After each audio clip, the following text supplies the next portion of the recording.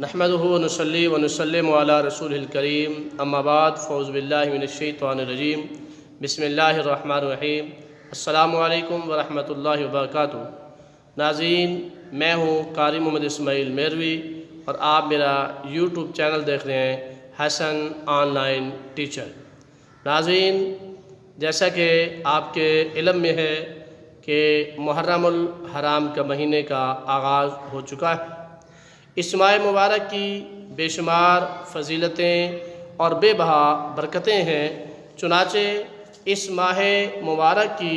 فضیلتوں کو رسول اکرم صلی اللہ تعالی علیہ وآلہ وسلم نے بیان فرمایا ہے۔ حضرت سیدنا ابو ہریرہ رضی اللہ تعالی عنہ روایت فرماتے ہیں کہ محبوب دو جہاں صلی اللہ تعالی علیہ وآلہ وسلم نے ارشاد فرمایا کہ افضل ترین روزے رمضان مبارک کے ہیں، اور پھر فرمایا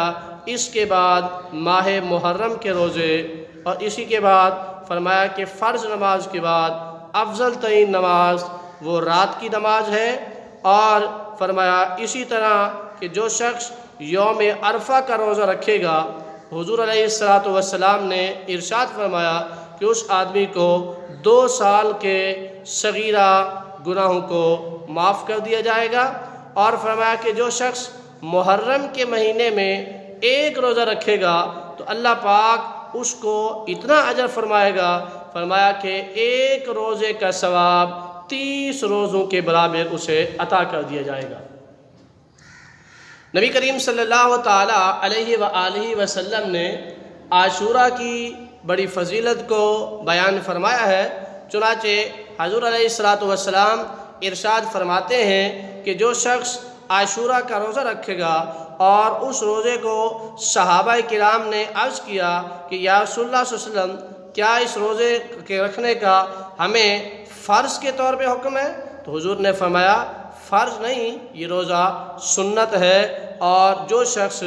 اس روزے کو رکھے گا اس کا اجر و ثواب بے بہا، یعنی 1 روزے کا ثواب 30 روزوں کے برابر عطا کر دیا جائے گا۔ نبی کریم صلی اللہ تعالی علیہ وآلہ وسلم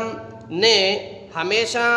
10 محرم کے روزے کو رکھا، اور پھر ایک مرتبہ حضور نے یہ بھی فرمایا کہ اگلا سال جب آئے گا تو ہم انشاءاللہ العزیز 10 کے ساتھ ساتھ 9 کا روزہ بھی رکھیں گے۔ صحابہ کرام بیان فرماتے ہیں کہ محبوب دو جہاں صلی اللہ تعالی علیہ وآلہ وسلم نے جب یہ بات بیان فرمائی تو پھر اگلا سال آپ علیہ السلام اس ماہ مبارک کو نہیں پا سکے اور اپنے خالق حقیقی سے جا ملے تھے۔ تو حاضرین گرامی، یہ خلاصہ کلام واضح ہوا کہ ماہ محرم کی بے پایاں فضیلت اور برکت ہے۔ ہمیں بھی فرصت اور توفیق ہو تو ضرور روزہ رکھنا چاہیے اور اس ماہ مبارک کا احترام کرنا چاہیے۔ اللہ تعالی ہمیں عمل کی توفیق عطا فرمائے، آمین۔